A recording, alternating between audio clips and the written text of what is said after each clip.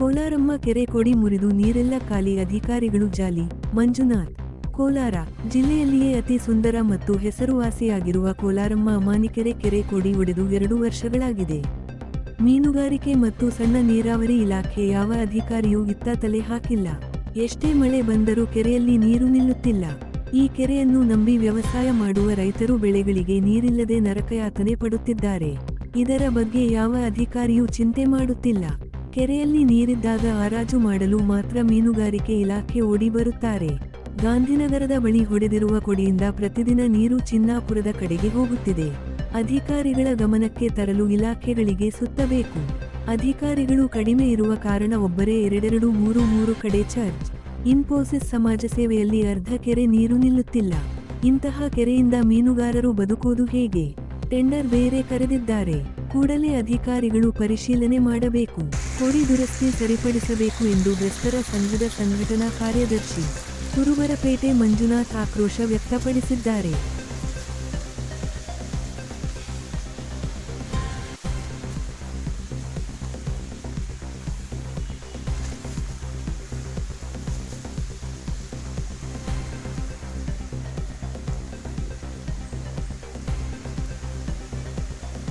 ಕೋಲಾರ ಅಮಾನಿಕೆರೆ ಮರುವೆ ಹೊಡೆದೋಗಿರೋದು.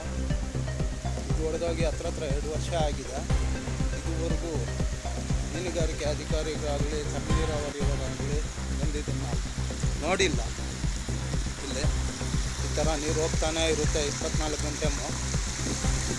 ಮತ್ತು ಇದನ್ನು ಟೆಂಡರ್ಗೆ ಬೇರೆ ಕರೆದಿದ್ದಾರೆ. ಈಗ ದಯವಿಟ್ಟು ಇದನ್ನು ಕೂಲಂಕಷವಾಗಿ ಪರಿಶೀಲಿಸಿ ಮತ್ತೆ ಟೆಂಡರ್ ಓಪನ್ ಮಾಡಬೇಕಾಗಿ ಮೀನುಗಾರಿಕೆ ಅಧಿಕಾರಿಗಳಿಗೆ ನಮ್ಮ ಮನವಿ.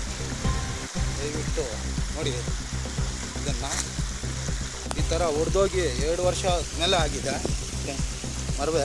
ಇದುವರೆಗೂ ಯಾರೂ ಇದನ್ನು ಸಣ್ಣ ನೀರಾವರಿಯವರಾಗಲಿ ಮತ್ತು ಮೀನುಗಾರಿಕೆಯವರಾಗಲಿ ಈ ಕಡೆ ತಲೆ ಕೂಡ ಹಾಕಿಲ್ಲ.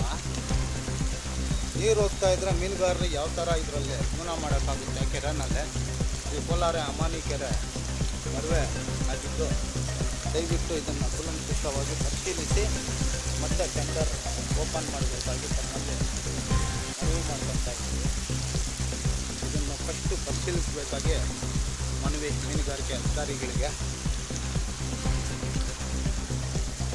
ದಯವಿಟ್ಟು ನೋಡಿ, ಇದನ್ನು ಯಾರಾದರೂ ಈ ಥರ ಮರವೆ ಹೊಡೆದೋದ್ರೆ ಟೆಂಡರ್ ಮಾಡೋದಕ್ಕೆ ಬರುತ್ತಾ ಅಂತೇಳಿ ನಿಮಗೆ ತಿಳಿದಿರಬೇಕು. ದಯವಿಟ್ಟು ಮರವೆ ಹೊಡೆದಾಗಿ ಮಾಡಬೇಕು ಅಂತೇಳಿ ಕಾನೂನಲ್ಲಿದ್ದರೆ ದಯವಿಟ್ಟು ಮಾಡಿ. ಇಲ್ಲ ಆದರೆ ಈ ಟೆಂಡರ್ನ ನಿಲ್ಲಿಸ್ಬಿಟ್ಟು ಮತ್ತೆ ಎಲ್ಲ ರೆಡಿ ಮಾಡಿ ಟೆಂಡರ್ ಮಾಡಿ. ಈ ಥರ ನೀರು ಹೋಗ್ತಾಯಿದ್ರೆ 20% ನೀರು ಕೂಡ ಇರೋದಿಲ್ಲ ಕೆರೆನಲ್ಲೇ. ಮೀನುಗಾರರು ಯಾವ ಥರ ಬದುಕ್ತಾರೆ? ಮೀನುಗಾರಿಕೆ ಮಾಡೋಕ್ಕೆ ತಾನೇ ಆಗುತ್ತಾ 20% ನೀರಲ್ಲೇ? ದಯವಿಟ್ಟು ಇದನ್ನು ಪರಿಶೀಲಿಸಬೇಕಾಗಿ ತಮ್ಮಲ್ಲಿ ಮನವಿ.